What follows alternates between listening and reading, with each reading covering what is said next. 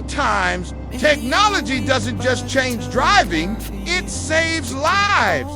This is a real Nissan on a calm road.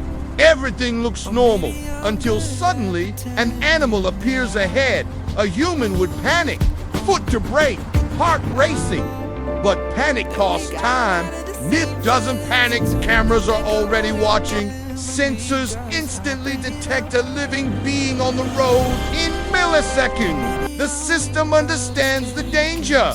No horn, no sudden jerk, just smooth. Automatic emergency braking. The car stopped. The animal is safe. No fear, no chaos. Just quiet precision doing the right thing. This isn't about speed or luxury or the future. This is about technology protecting the most innocent. Lives on the road. And moments like this remind us sometimes AI doesn't replace humanity, it protects it.